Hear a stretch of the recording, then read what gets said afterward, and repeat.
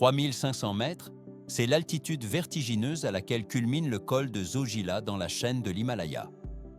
Pourquoi ce passage montagneux est-il devenu l'un des défis d'ingénierie les plus extrêmes au monde? On pourrait penser qu'une simple route de montagne suffit à assurer le transport entre les régions. Mais en réalité, quelques heures seulement de chute de neige intensive suffisent à rayer cet itinéraire de la carte des transports pendant plusieurs mois consécutifs, plongeant les populations situées de l'autre côté dans un isolement total et permanent. L'excavation du tunnel de Zojila constitue la réponse technologique à cette vulnérabilité géographique. Les ingénieurs ont opté pour une approche radicale consistant à percer directement à travers la roche sur une distance de 14 km. Cette infrastructure massive s'enfonce profondément sous les pics himalayens pour garantir une circulation fluide tout au long de l'année. Mais ce n'est que le début. On voit comment les foreuses géantes s'attaquent à l'une des structures géologiques les plus complexes et instables de la planète. Le processus ne fait que prendre de la vitesse, car il ne s'agit pas seulement de creuser, mais de maintenir l'intégrité de la paroi contre les glissements de terrain et les pressions exercées par la glace. À première vue, le forage semble être une progression linéaire, mais en réalité, chaque mètre gagné nécessite une consolidation immédiate avec des structures de soutien renforcées. La suite devient plus complexe avec la gestion des conditions météorologiques extrêmes qui règnent à l'extérieur. L'équipement sépare progressivement la roche stérile du tracé principal, tandis que les systèmes de ventilation sont installés pour permettre aux ouvriers de respirer dans les profondeurs de la montagne. Ce projet colossal transforme une route autrefois imprévisible en un lien permanent capable de résister aux avalanches. L'équipement lourd manœuvre dans des espaces confinés où la température chute bien en dessous de 0 degré. On peut remarquer comment les parois sont scellées avec du béton projeté pour empêcher toute infiltration d'eau ou de neige fondue. Tout se complique encore lors de la rencontre avec des failles géologiques imprévues qui demandent des ajustements techniques constants. C'est ainsi que l'ingénierie moderne parvient à dompter un environnement où la nature imposait autrefois sa loi. Le percement de cette artère vitale sécurise le transit des marchandises et des personnes, quelle que soit l'intensité du blizzard en surface. Le tunnel devient alors un passage apaisé sous la fureur des éléments, permettant à la région de rester connectée au reste du monde sans interruption. Le flux des véhicules se dirigera bientôt vers ce nouveau conduit souterrain, marquant la fin d'une ère de dépendance totale vis-à-vis des caprices de la météo montagnarde. L'acier et le béton assurent désormais la pérennité de cette liaison stratégique à travers les nuages. Le trajet se poursuit désormais en toute sécurité, laissant derrière lui les incertitudes du col de haute altitude. 11 575 pieds, c'est l'altitude précise à laquelle se dresse le col de Zojila, niché au cœur des reliefs extrêmement accidentés de l'Himalaya. Dans cette zone, les déplacements dépendent exclusivement de routes de montagne sinueuses et périlleuses qui serpentent le long des parois rocheuses. Ce col constitue le point de passage névralgique reliant la vallée du Cachemire au plateau du Ladakh. Pourquoi ce tracé est-il considéré comme un goulot d'étranglement stratégique pour toute la région? On pourrait penser qu'une route de montagne classique suffit à assurer le transit des marchandises. Mais en réalité, le climat extrême condamne cette voie à une fermeture totale pendant 5 à 6 mois chaque année à cause des accumulations massives de neige. Cette paralysie saisonnière laisse le Ladakh dans un isolement quasi complet durant la période hivernale, interrompant les flux vitaux. Mais ce n'est que le début. L'équipement de forage lourd et les unités de génie civil ont été mobilisés pour percer le tunnel de Zojila, une galerie de montagne de 8,7 milles de long, s'enfonçant profondément sous le passage naturel. Le projet se définit comme un tunnel routier à 2 voies, conçu pour garantir une connectivité permanente, faisant fi des tempêtes de neige, des glissements de terrain incessants et des températures chutant bien en dessous de 0 degré. On voit comment les structures en béton armé viennent consolider les parois pour résister à la pression de la montagne. Tout se complique encore. Des milliers de travailleurs opèrent sans relâche, jour et nuit, dans une atmosphère où l'oxygène se fait rare en raison de l'altitude extrême. Ils doivent faire face à des infiltrations constantes d'eau de fonte provenant des glaciers, laquelle s'insinue dans une masse rocheuse vieille de 45 millions d'années. La caméra glisse le long des parois humides, où les pompes de forte puissance évacuent le liquide pour permettre la progression du tunnelier. La suite devient plus complexe. Un investissement colossal de près d'1 milliard de dollars finance cette prouesse technique destinée à transformer radicalement la logistique locale. À première vue, il s'agit d'un simple gain de temps, mais en réalité, ce projet fait passer la durée du trajet de 3 heures à seulement 21 minutes. On peut remarquer comment les systèmes de ventilation et d'éclairage de sécurité sont installés le long de la voûte pour assurer un transit fluide en toute saison. Le processus ne fait que prendre de la vitesse. L'infrastructure établit désormais une liaison ininterrompue pour le Ladakh, sécurisant l'acheminement des vivres, du carburant et des unités de défense vers la frontière nord de l'Asie du Sud. Ce tunnel n'est pas uniquement un ouvrage de transport, mais un actif stratégique majeur qui redéfinit l'équilibre géopolitique dans une zone de haute tension. Les ingénieurs finalisent les derniers systèmes de contrôle de la circulation alors que les parois de roche sont définitivement scellées par le revêtement final. Le tracé souterrain stabilise ainsi les échanges commerciaux et militaires de façon permanente. L'acier et le béton forment désormais un rempart contre les éléments naturels qui bloquaient autrefois l'accès à la région. Le flux des véhicules pourra bientôt s'engouffrer dans cette artère vitale sans craindre les rigueurs de l'hiver himalayen. Le traitement ultérieur des voies d'accès ne fera que renforcer la pérennité de cet ouvrage exceptionnel. 11 500 pieds, c'est l'altitude extrême à laquelle s'élève le chantier titanesque du tunnel de Zojila, au cœur de la chaîne de l'Himalaya. Pourquoi les ingénieurs ont-ils choisi d'affronter des conditions aussi hostiles pour un simple passage souterrain? On pourrait imaginer que la topographie seule dicte les contraintes, mais le véritable enjeu réside dans la création d'une connexion rapide et permanente entre deux régions isolées. Sans cet ouvrage, les échanges restent tributaires des caprices du relief et du climat. La raréfaction de l'air impose des limites physiques immédiates aux équipes techniques sur le terrain. À cette hauteur vertigineuse, le taux d'oxygène disponible ne représente que 60% de la concentration mesurée au niveau de la mer. On peut remarquer comment cette contrainte atmosphérique réduit drastiquement la capacité de travail des ouvriers et le rendement des moteurs à combustion interne. Mais ce n'est que le début. Les températures chutent régulièrement sous la barre des -20 degrés Celsius, créant un environnement de givre permanent. En parallèle, des vents d'une violence extrême et des chutes de neige massives menacent de couper totalement le site du reste du monde pendant plusieurs mois consécutifs. La suite devient plus complexe. D'apparence facile lorsqu'on observe une carte, le lancement des travaux n'a pourtant pas commencé par le forage de la roche. En réalité, la priorité absolue consistait à bâtir un écosystème artificiel capable de maintenir en vie les hommes et de préserver l'intégrité des machines sur le long terme. L'équipement de survie est devenu le premier outil de construction. L'équipement sépare progressivement l'espace de vie du climat extérieur grâce à des structures préfabriquées, dotées d'une isolation thermique de haute densité. Ces modules de vie intègrent des systèmes de chauffage régulés, des dispositifs d'apport en oxygène supplémentaire et des unités médicales spécialisées dans la détection des pathologies liées à l'altitude. Tout se complique encore. Le rythme de travail se distingue nettement des méthodes appliquées sur les chantiers de plaine. Les ouvriers effectuent des rotations sur des cycles courts, permettant à l'organisme de récupérer et de s'adapter aux contraintes barométriques au lieu de rester exposé de manière prolongée. Cette gestion humaine est la clé de la continuité du projet. Des stations de production d'énergie indépendantes fonctionnent sans interruption pour alimenter l'ensemble des installations de surface et de profondeur. Car le réseau électrique régional situé en haute altitude ne possède pas la fiabilité nécessaire pour un chantier exigeant une activité de 24 heures sur 24. On voit comment les générateurs assurent une autonomie totale face aux défaillances potentielles du maillage local. C'est pourquoi chaque kilowatt produit est dirigé avec précision vers les systèmes critiques de maintien des fonctions vitales et opérationnelles. L'infrastructure de soutien est désormais prête à supporter la charge des prochaines phases de percement.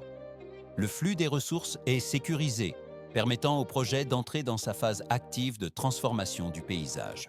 2750 mètres, c'est l'altitude moyenne où les équipes affrontent la géologie imprévisible de l'Himalaya pour percer le tunnel de Zojila.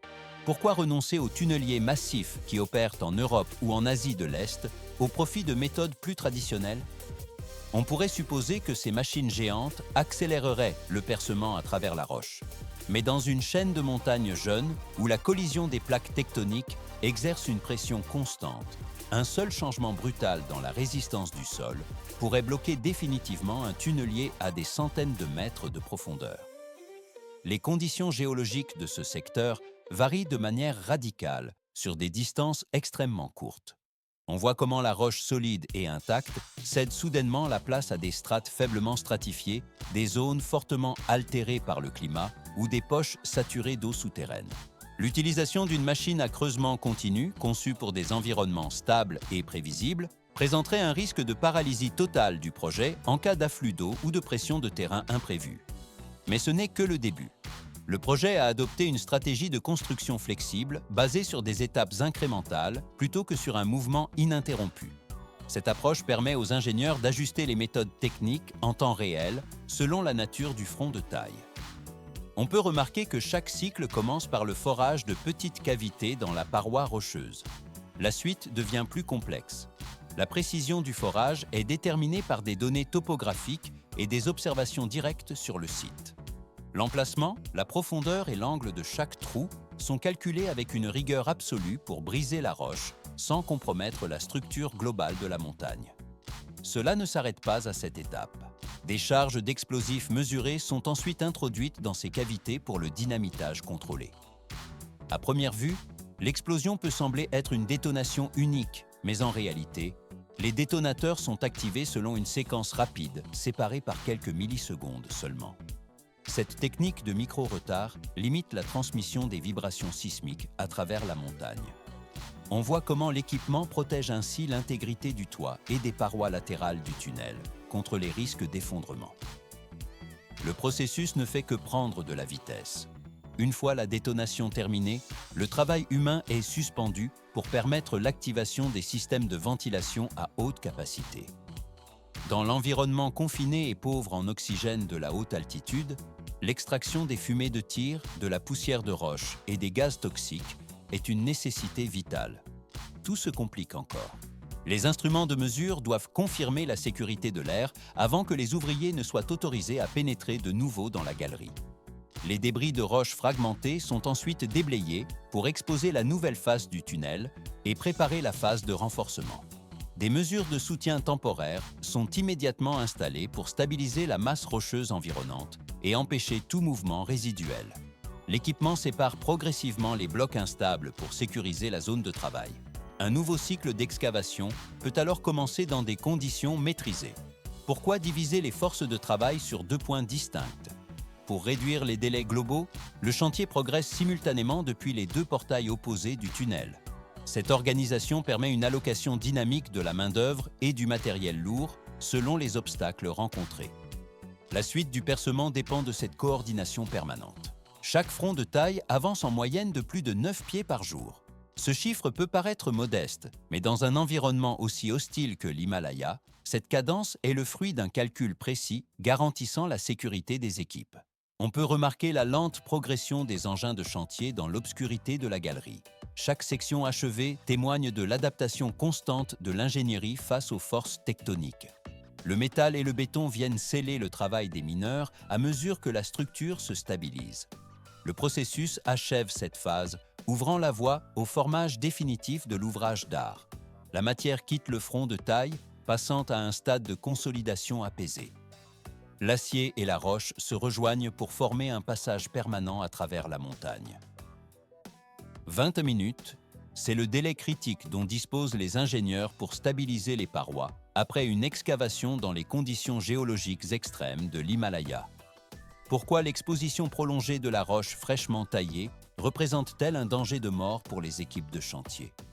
On pourrait penser que la structure rocheuse massive possède une stabilité naturelle suffisante pour tenir plusieurs heures.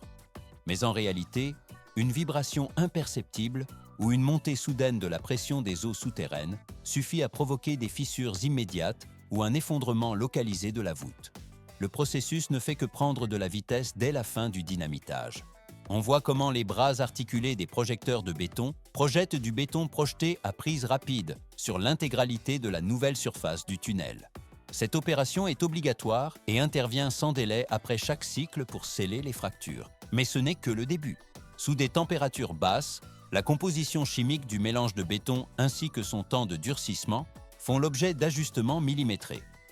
L'objectif est d'atteindre une résistance structurelle suffisante en un temps extrêmement court pour contrer la poussée de la montagne. On peut remarquer comment la couche grise recouvre progressivement les parois sombres, créant une première barrière de protection. Tout se complique encore lors de la phase de boulonnage. De longs boulons d'ancrage en acier sont forés profondément dans la masse rocheuse environnante pour lier les couches géologiques fragmentées entre elles. Cette action physique transforme des blocs de roche instables en une structure composite unifiée tout en redistribuant les contraintes mécaniques générées par le vide de l'excavation. La suite devient plus complexe dans les zones où la géologie est particulièrement dégradée. Des cintres de support en acier, configurés en arches massives, sont installés comme renforts supplémentaires pour préserver la forme géométrique du tunnel. L'équipement sépare progressivement les phases de travail pour permettre cette installation précise sous les zones à haut risque. Cela ne s'arrête pas à cette étape de renforcement passif. L'utilisation combinée du béton projeté, des boulons de roche et des membrures en acier permettent aux équipes de construction de maîtriser la stabilité mètre après mètre. L'espace perturbé par les explosions se transforme ainsi en une structure sécurisée capable de supporter les changements constants de l'environnement géologique. Le flux de travail s'achève sur cette sécurisation, permettant au forage de reprendre son avance. 32 degrés Fahrenheit, c'est le point critique où l'eau souterraine infiltrée dans les parois du tunnel de Zojila se transforme en un agent de destruction structurelle. Pourquoi l'étanchéité et le drainage sont-ils déployés simultanément aux opérations d'excavation dans les montagnes de l'Himalaya? On pourrait supposer que le revêtement en béton suffit à bloquer l'humidité. Mais en réalité, la pression hydrostatique et les cycles de gel constants finiraient par fracturer la structure de l'intérieur, rendant le tunnel impraticable en seulement quelques saisons. L'eau de fonte provenant des glaciers massifs et des neiges éternelles s'infiltre à travers les couches de roches intensément fracturées situées directement au-dessus du tracé. Ce liquide ne se déplace pas uniquement en flux visible, mais migre de manière invisible par des millions de micro-fractures nichées dans la masse rocheuse. La suite devient plus complexe. On peut remarquer comment l'humidité s'accumule progressivement derrière le soutènement primaire, cherchant le moindre défaut pour saturer le béton. Le danger s'intensifie lorsque le mercure chute en dessous de zéro, provoquant l'expansion brutale des molécules d'eau piégées dans les pores du matériau. Cette glace génère une pression interne colossale qui pousse contre les parois, entraînant des phénomènes de spalling où des éclats de béton se détachent de la surface. Le processus ne fait que prendre de la vitesse. L'équipement sépare progressivement les zones d'infiltration pour les isoler avant que la capacité portante de la voûte ne soit irrémédiablement compromise par ces cycles de gel et de dégel répétés. Les ingénieurs installent des systèmes de drainage sophistiqués directement au niveau du radier du tunnel pour capter chaque litre d'eau infiltrée. On voit comment les fluides collectés sont immédiatement canalisés à travers des conduites de drainage dédiées qui évacuent le flux vers l'extérieur de la structure. Mais ce n'est que le début. Tout se complique encore avec la pose de membranes d'étanchéité multicouches qui agissent comme un bouclier imperméable entre la roche humide et le futur revêtement final. Cette barrière physique empêche l'eau de pénétrer plus profondément dans la doublure structurelle, protégeant ainsi l'intégrité du tunnel contre l'érosion interne. L'équipement de forage et de projection du béton travaille en coordination avec les équipes de pose des membranes pour garantir qu'aucune zone ne reste exposée aux éléments. On peut remarquer la précision du raccordement des drains qui garantit un écoulement constant et sans obstruction. Le processus permet de maintenir une exploitation stable et sécurisée malgré les conditions climatiques extrêmes de la haute altitude. La gestion des eaux souterraines s'achève ainsi avec succès, sécurisant le passage pour les décennies à venir.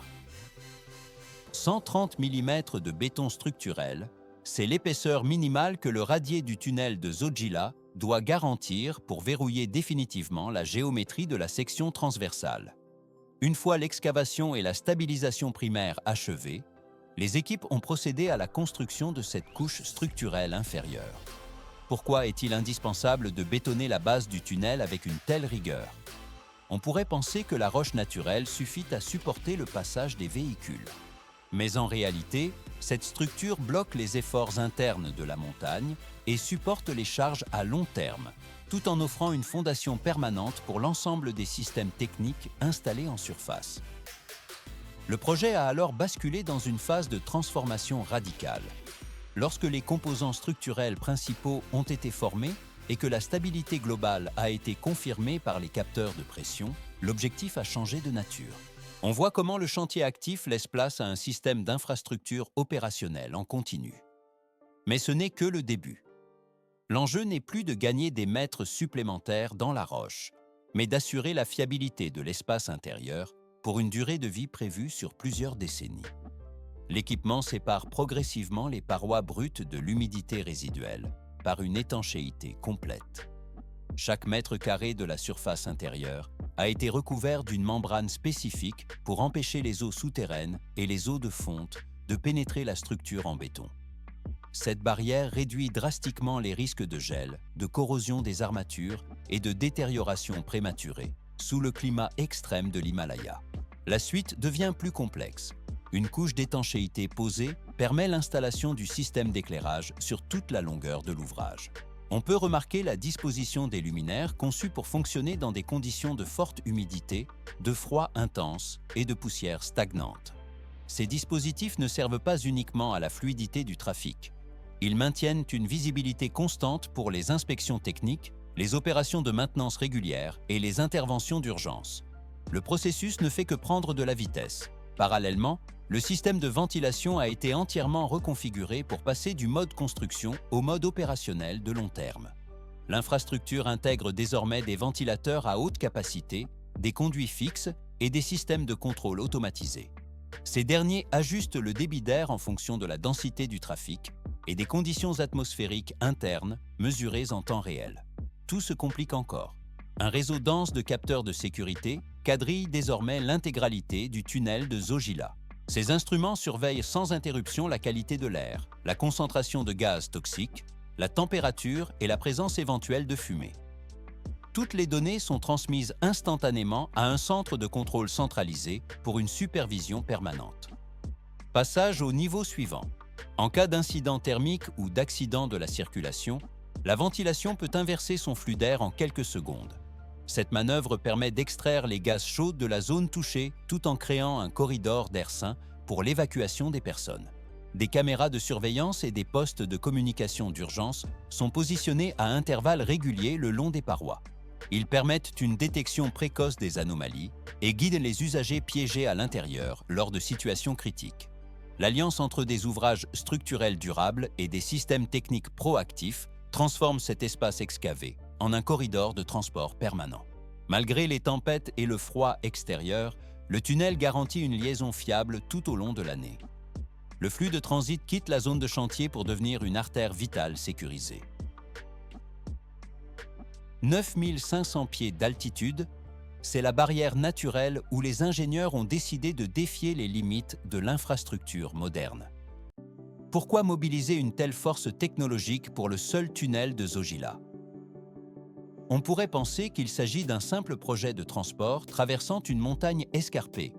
Mais en réalité, chaque mètre creusé représente un effort soutenu pour dompter un environnement qui n'a jamais été conçu pour accueillir des structures permanentes de cette envergure. La suite devient plus complexe. Les ouvriers commencent par établir des conditions de vie temporaires au milieu de nulle part. On voit comment les modules d'habitation isolés s'élèvent contre les vents glaciaux, tandis que les systèmes de survie s'activent. L'équipement gère en permanence la qualité de l'air et régule la température intérieure pour contrer le froid extrême des sommets. Tout se complique encore. Des dizaines de puits de forage sont percés dans la roche massive avec une précision calculée au millimètre. Les charges explosives détonnent ensuite, brisant la pierre en fragments homogènes que les excavatrices évacuent sous un nuage de poussière qui retombe lentement. Le processus ne fait que prendre de la vitesse. L'équipement sépare progressivement les débris du front de taille pour laisser place au renforcement structurel immédiat. Les parois sont consolidées par des couches de béton projetées et des ancrages métalliques profonds qui stabilisent la montagne. Mais ce n'est que le début. On peut remarquer comment les bras articulés des machines de projection applique à le mélange en une couche uniforme et dense. Une installation méticuleuse de systèmes opérationnels à long terme suit cette phase de consolidation. Ces dispositifs garantissent que le trajet, autrefois bloqué par d'épaisses couches de neige durant plusieurs mois chaque année, se transforme en un corridor de transport ouvert sans interruption. Le passage au niveau suivant s'opère par l'intégration de capteurs et de ventilateurs géants. C'est ici que l'ingénierie moderne commence à redéfinir fondamentalement la manière dont les flux humains circulent à travers les chaînes de montagnes les plus hostiles de la planète Terre. La structure finale sert un objectif unique de permanence géographique. Le processus passe doucement à la transformation finale. 2585 mètres, c'est l'altitude à laquelle le tunnel de Zojila s'établit comme une réponse technologique aux défis extrêmes posés par l'Himalaya.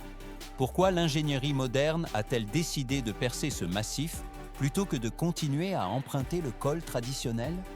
Le passage de haute altitude subit des conditions météorologiques si sévères qu'il interrompt toute circulation pendant de longs mois d'hiver. En choisissant de creuser directement à travers la structure rocheuse de la montagne, l'homme garantit la continuité des flux logistiques et du transport de marchandises indispensables à la vie régionale. Le projet de Zojila ne se limite pas à une simple modification des tracés sur les cartes de transport. On peut remarquer comment les machines de forage et les équipes spécialisées transforment radicalement la gestion des zones les plus accidentées de la planète. L'infrastructure redéfinit les méthodes d'accès aux terrains escarpés. Mais ce n'est que le début. La suite devient plus complexe, car cet ouvrage souterrain n'est pas une entité isolée au milieu des sommets. On voit comment ce tunnel devient un maillon stratégique dans une chaîne ininterrompue de construction d'envergure. Dans ces secteurs autrefois jugés inaccessibles, l'équipement sépare progressivement la roche pour ériger des ponts au-dessus des vallées profondes et des tunnels sous les pics enneigés. Tout se complique encore lors de l'intégration de ces segments dans un réseau cohérent. L'infrastructure humaine s'adapte désormais aux reliefs les plus hostiles avec une précision technique constante. Chaque section de béton et chaque ancrage dans la paroi rocheuse témoignent de cette volonté de franchir les obstacles géologiques naturels. Le processus ne fait que prendre de la vitesse, alors que de nouvelles jonctions sont créées pour relier les vallées isolées. La trajectoire du tracé routier s'en trouve stabilisée, à l'abri des avalanches et des glissements de terrain fréquents en surface. Le flux des véhicules quitte l'ancien col pour s'engager sous la protection de la montagne, passant ainsi à une phase de transport sécurisée et permanente. De là, la transformation de la région se dirige vers la phase suivante de son développement logistique.